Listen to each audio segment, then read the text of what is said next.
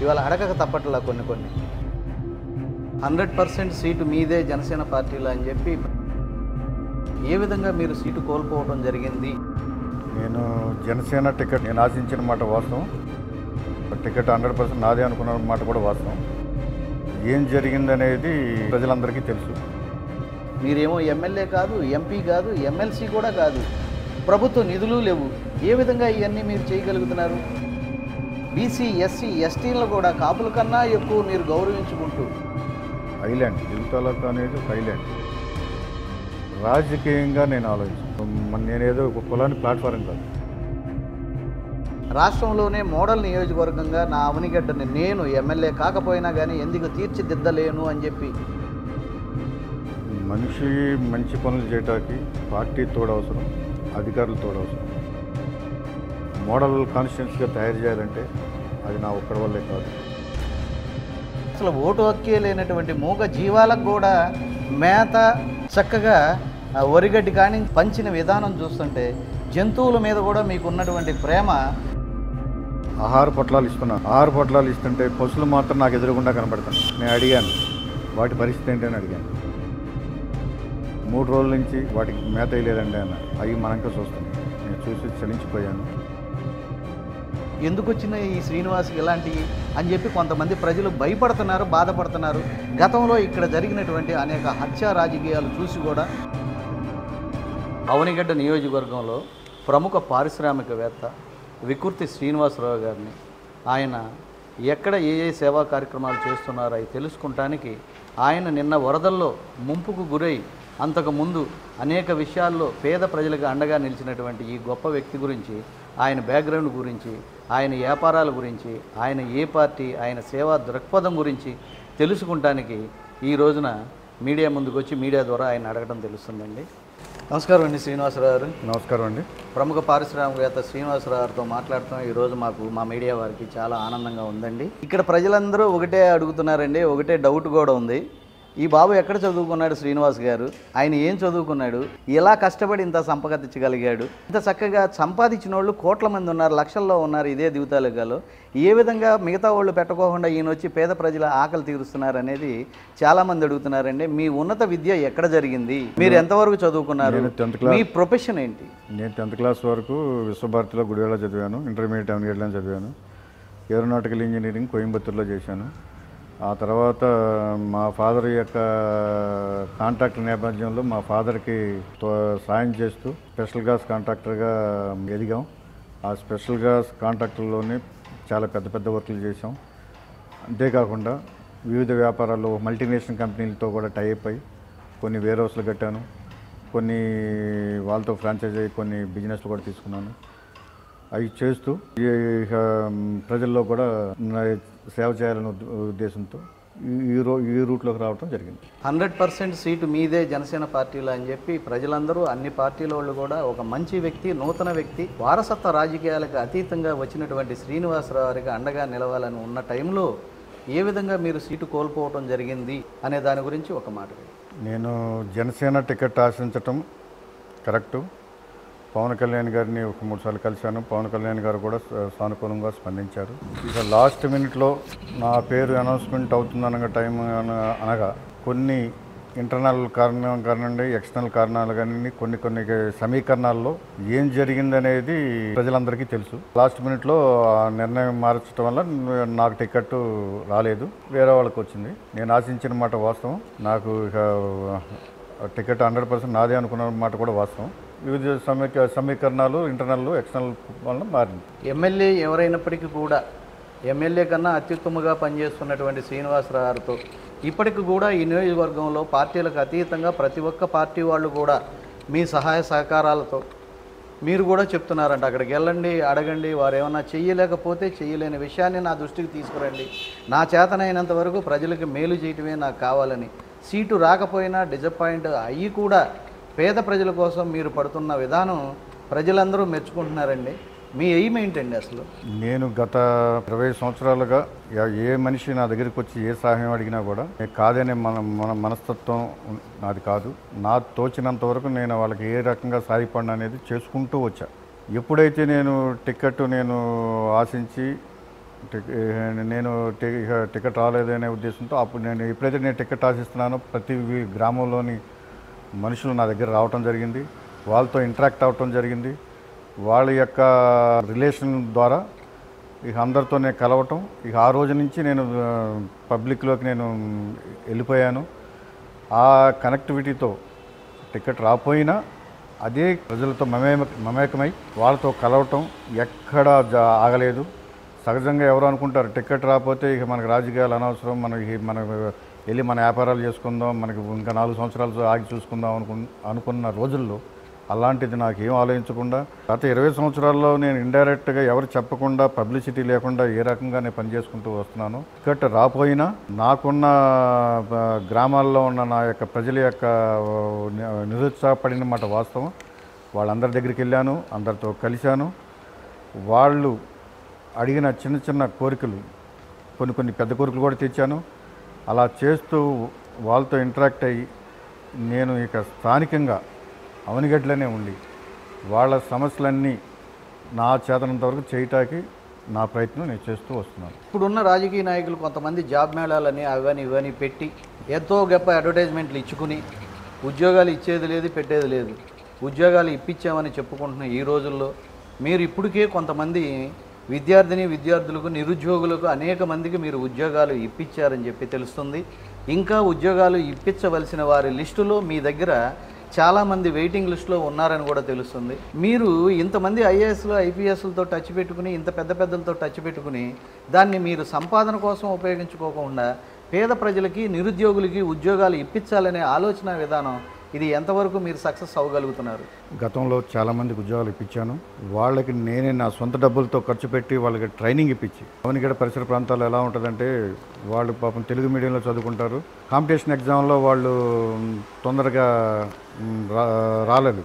అలాంటి వ్యక్తులకి నేనే సొంత ఖర్చులతో వాళ్ళ స్కిల్ డెవలప్ చేయించి వాళ్ళకి కొన్ని కోర్సెస్ నేర్పించి ఎంతోమందికి నేను జాబ్ ఇప్పించడం జరిగింది.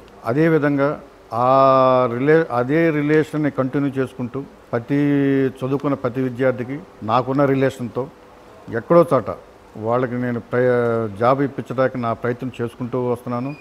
నా దగ్గర లిస్టు ఉన్నమాట వాస్తవమే. కాబట్టి ఇప్పుడు కొంచెం మార్కెట్ స్లో అవటం వల్ల కొంచెం డిలే అవుతుంది. అయినా కూడా నా చేతనంత వరకు ప్రతి వ్యక్తికి దేంట్లో ఒక దాంట్లో జాబ్ ఇప్పించాలని నా కృషి ఎప్పుడూ ఉంటుంది. దాంట్లో సందేహం లేదు. కులం చూడం, మతం చూడం అని చెప్పేటటువంటి కొన్ని రాజకీయ పార్టీల యొక్క మాటల్ని ప్రజలు విశ్వసించే పరిస్థితి లేదు. కులానికి అతీతంగా, మతానికి అతీతంగా రైతులే మనకు ముఖ్యం అని చెప్పి ఆ రైతులు వ్యవసాయం చేసుకుంటానికి సాగునీరు కూడా లేక, తాగునీరు కూడా లేక ఉన్నటువంటి కాలువలు కూడా పూడికి పడిపోయి ఉన్నటువంటి కాలువల్ని మీ సొంత నిధులతో ఒక ఎంపీ నిధులు లేవు, ఎమ్మెల్యే నిధులు లేవు, మీ సొంత నిధులతో మీరు ఇవాళ నాగాలంక దిగున అనేక కిలోమీటర్ల లెక్క కాలువలను పూడికి తీయించి ఇవాళ రైతు చేలోకి నీళ్ళు వెళ్ళే విధంగా చేశారు. దీనికి ఎంత ఖర్చు అయి ఉంటుంది? ఎవరు మీకు ప్రేరణ? మీరు అడిగిన క్వశ్చన్ బాగుందండి. ఇది యాక్చువల్గా నేను ఒక విలేజ్కి సొర్లగుంది అనే గ్రామంలో నేను వెళ్ళటం జరిగింది. ఆ గ్రామంలో వాళ్ళు పడుతున్న కష్టాలు చూసి నేను వాళ్ళ గ్రామంలో పెద్దలందరూ వచ్చి నన్ను అడిగారు, సార్ గత 4-5 సంవత్సరాల నుంచి కాలువల్లో పూడికి తీయట్లేదు, కాలువల్లో ఆ పూడికి తీయకపోవటం వల్ల మాకు వాటర్ రావట్లేదు, దీనివల్ల మేము సాగు చేయలేకపోతున్నాం. ఈ 5 గ్రామాల గురించి మనకు చెప్పారు. 5 గ్రామాల్లో మేము చాలా ఇబ్బంది పడుతున్నాం. మీరు ఈ సంవత్సరం మళ్ళీ కాలువలు వదిలేశారు, ఈ సంవత్సరం కూడా మేము పంట వేయలేదంటే నేను సడన్గా ఎందుకంటే నాకు రైతులు సమస్యలు నాకు అవగాహన ఉంది, రైతులు వాళ్ళు పడే బాధలు కూడా నాకు అన్నిటి మీద అవగాహన ఉంది. అపర భగీరథుడు, మరో సరార్దర్ కాటను అనేక నీటి ఉద్యమాల్లో ఉన్నటువంటి ఒక గొప్ప మహానుభావుడని చెప్పుకునేటటువంటి వారికి ఈ కాలువలో పూడిక తీయటం తెలియలేదా? ఇదే కాలువల్ని ఇక్కడి నుంచి సముద్రం ఒడ్డు వరకు కూడా ఇరిగేషన్ నిమిత్తం 5,000 కోట్లు 6,000 కోట్లు శాంక్షన్ చేసుకుని కాలువలో అభివృద్ధి అని చెప్పి సాగునీరు, తాగునీరు దిగువ కల్లా 14వ నెంబర్ కాలువ కిందకి ఇటు చొర్లగొంది, గణపేశ్వరం వరకు కూడా తీసుకెళ్ళి తాగునీరు, సాగునీరు కూడా ఏర్పాటు చేస్తానన్నటువంటి గత ఎమ్మెల్యేలు, గత నాయకులు చెయ్యలేని విధంగా మీరు సొంత ఖర్చులతో కాలువ పూడికలు కూడా తీర్చి రైతుల పొలాల్లోకి నీళ్ళు వెళ్ళే విధంగా, వాళ్ళ ఇంట్లోకి మంచి నీళ్ళు వెళ్ళే విధంగా చేశారని చెప్పి నాగాలంక దిగువన సొర్లగొంది గ్రామం, గణపేశ్వరం చుట్టుపక్కల అనేక మంది రైతులు కులాలకు అతీతంగా చెప్పుకుంటున్నారు. మీరేమో ఎమ్మెల్యే కాదు, ఎంపీ కాదు, ఎమ్మెల్సీ కూడా కాదు, ప్రభుత్వ నిధులు లేవు. ఏ విధంగా ఇవన్నీ మీరు చేయగలుగుతున్నారు? నేను అన్ని గ్రామాల్లో విధిలో భాగంగా సొర్లగొంది గ్రామం పరిశీలించడం జరిగింది. ఆ గ్రామంలో ఎక్కువ మంది రైతులు నాతో ఎక్కువగా బాగా సన్నిహితం ఉంది. ఆ గ్రామంలో పరిశీలనలో భాగంగా రైతులు, ఆ పక్క ఉన్న గ్రామంలో ఉన్న రైతులందరూ ఒకసారి నా దగ్గరికి వచ్చి వాళ్ళు పడే బాధ, సార్ 4 సంవత్సరాల నుంచి మాకు పండించుకుంటాకి నీళ్లు రావట్లేదు, కాలువలు వదిలినా కూడా ఇక్కడ రావాలంటే నీళ్లు చాలా నెలల తరలు పడుతున్నాయి, నీళ్లు నాటేసుకున్న టైంలో మళ్ళీ 2 నెలల్లో మళ్ళీ ఎండిపోతున్నాయి, కాలువలు కట్టేస్తున్నారు, మాకు కాలువంతా పూడిపోయింది, మీరు కొంచెం మాకు సహకరిస్తే మేము నాట్లు వేసుకుంటాం సార్, ఈ పుడికి తీయించేస్తే మేము ఇమీడియట్ నాట్లు వేసుకుంటామని చెప్పి వాళ్ళు పడే బాధలంతా నా దృష్టి తీసుకురాగానే రైతు పడే బాధ రైతుగా నాకు చాలా అనుభవం ఉంది. నేను ఇమ్మీడియట్లీగా 4 ఎక్స్వేటర్లు పెట్టాను. దాదాపు 8 కిలోమీటర్లు ఒక వారం రోజులు రేత్రి పగులు లేకుండా రైతులే దగ్గరుండి శ్రద్ధతో మొత్తం ఆ 8 కిలోమీటర్లు పుడికి తీసేశారు. ఫస్ట్ టైం ఆ 5 గ్రామాల్లో అవినిగడ్డతో పాటు నాటు వేయటం జరిగింది. వాళ్ళు చాలా హ్యాపీగా ఉన్నారు. ఆ నాట్లు వేసేటప్పుడు కూడా నేను వెళ్ళి పరిశీలించాను. వాళ్ళలో ఉన్న ఆనందం నాకు చాలా హ్యాపీ అనిపించింది. అదేవిధంగా నేను ఎన్నో తీర గ్రామాలు పరిశీలించడం జరిగింది. మీరు అడిగిన మాట వాస్తవం. ఆ తీర గ్రామాల్లో ఇప్పటికీ తాగునీరు లేదు. ఎన్నో సెంట్రల్ ఫండ్స్ ఉన్నాయి, స్టేట్ ఫండ్స్, మరి ఏ రకంగా అది మరి పాపం ఇంతవరకు ఆ గ్రామాలకు నీరు రాలేదనేది అది కూడా నాకు మనసులో బాధగా ఉంది. మీరన్నట్టు ఒక ప్రజలకు మంచి పని చేయటానికి ఒక ఎమ్మెల్యేనో ఎంపీనో అవసరం లేదు. ఒక బాధ్యత గల పౌరుడిగా నాకున్న అవగాహన మీద ఒక కామన్ మ్యాన్కి నా వంతు నేను ఎంతవరకు చేయగలను, వాళ్ళ ముఖంలో ఎంతవరకు ఆనందం నేను సమీకరించగలను అనే భావంతో ప్రతి విలేజ్కి వెళ్తున్నాను. నా చేతనంత వరకు వాళ్ళని ఆదుకుంటున్నాను, వాళ్ళకి పనులు చేస్తున్నాను, వాళ్ళలో ఆనందాన్ని నేను చూస్తున్నాను. I'm so happy for that. చాలా చాలా ధన్యవాదాలండి. అట్లాగే ఇక్కడ గత 10-15 సార్లు, 12 సార్లు, 13 సార్లు ఎమ్మెల్యేలు అయ్యి, మంత్రులు అయ్యి, ప్రతి గవర్నమెంట్లో కూడా అధికారం చెలాయించుకున్నటువంటి వ్యక్తులు కోడూరు అవనిగడ్డ రోడ్డు బాగు చేయడంలో కానీ, ఎడ్లలంకకు వంతెనేయటంలో కానీ, అట్లాగే ఎదురుమండికి ఒక ప్రాజెక్టు తీసుకురావడంలో కానీ, అభివృద్ధి కానీ, నీరు కానీ, కనీస అవసరాలైనటువంటి మంచినీరు కూడా సహాయం చేయలేకోకుండా ఉండి ఇవాళ మళ్ళీ కూడా ఇవాళ మీలాటోళ్ళు, పారిశ్రామికవేత్తలు, సంఘ సంస్కర్తలు నలుగురికి ఉపయోగపడాలి, నాకున్నది నేను తిని ఉండటం కాదు, నా నియోజకవర్గంలో పేద ప్రజలకు అట్టడుగు నుంచి నేను సాయం చేయాలని బీసీ, ఎస్సీ, ఎస్టీలను కూడా కాపుల కన్నా ఎక్కువ మీరు గౌరవించుకుంటూ చర్చిలకే ఫండ్స్ ఇస్తున్నారు, మసీదులకే ఫండ్స్ ఇస్తున్నారు, ఇవన్నీ కూడా చేస్తున్నారు. మీకు భయం అనిపించట్లేదా రేపు మీ పరిస్థితి ఎలా ఉంటుంది ఏంటనేది?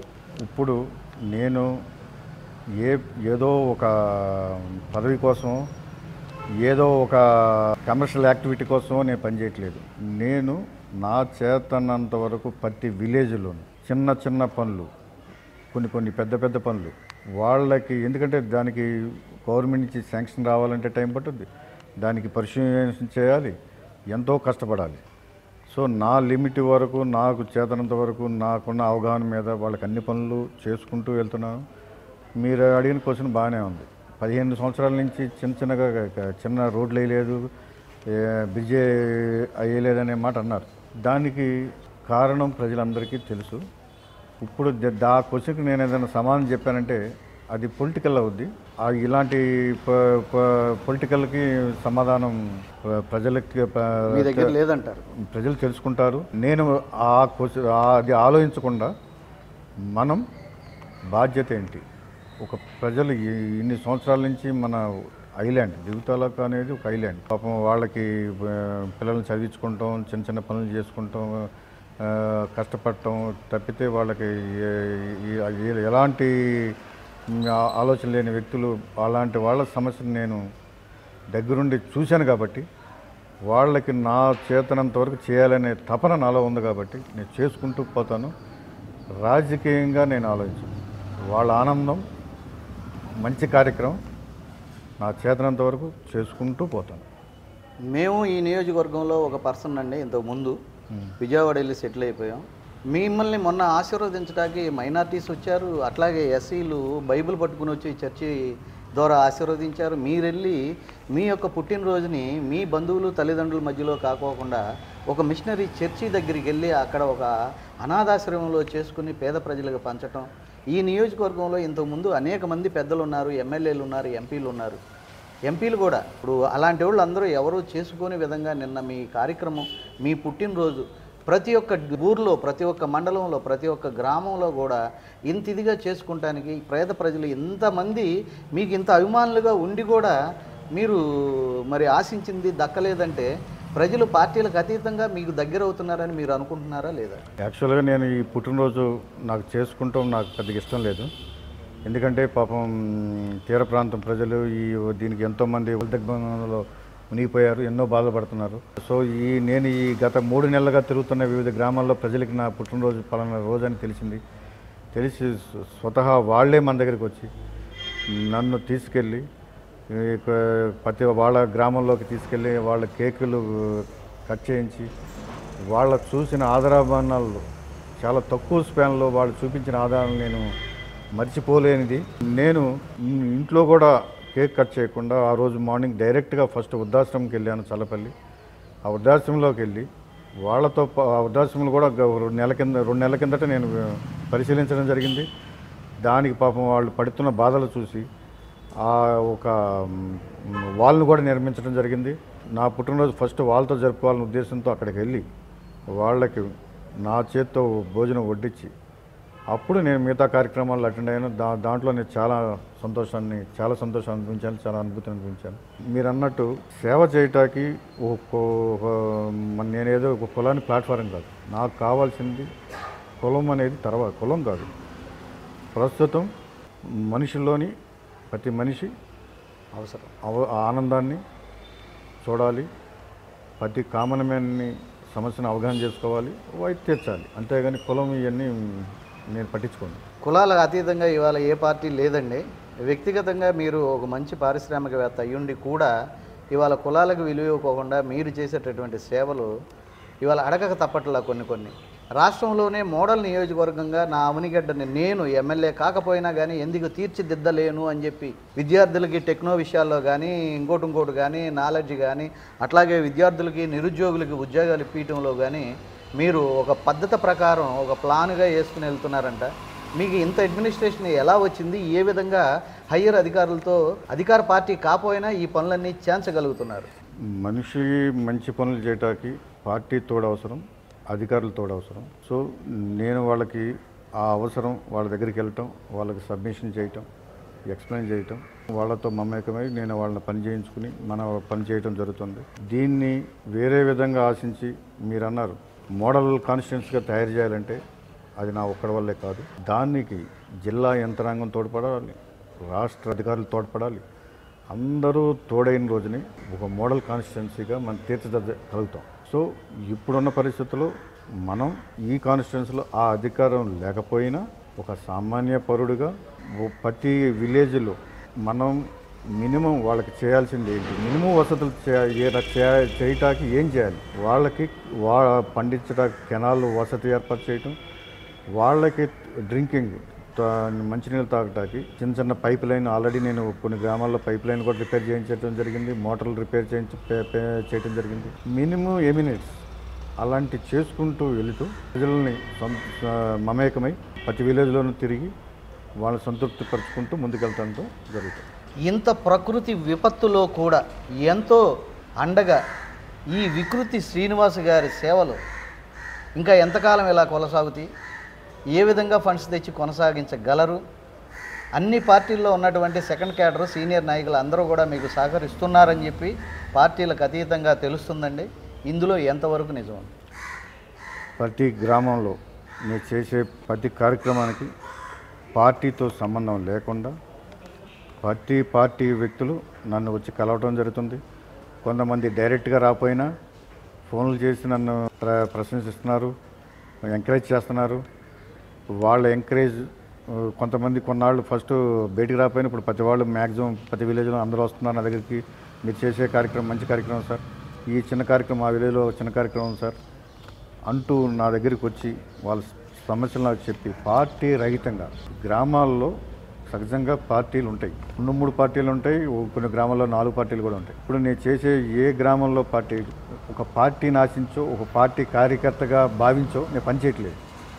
పార్టీలకు అతీతంగా నేను అందరినీ కలుపుకుని అందరూ నా దగ్గరికి వచ్చి సమస్యని ఎక్స్ప్లెయిన్ చేసి అది నేను దాన్ని ఏ రకంగా క్లారిటీగా ఏ రకంగా చేయొచ్చు అని ఆలోచించి అది ఇమీడియట్గా ఇంప్లిమెంట్ చేస్తున్నాను.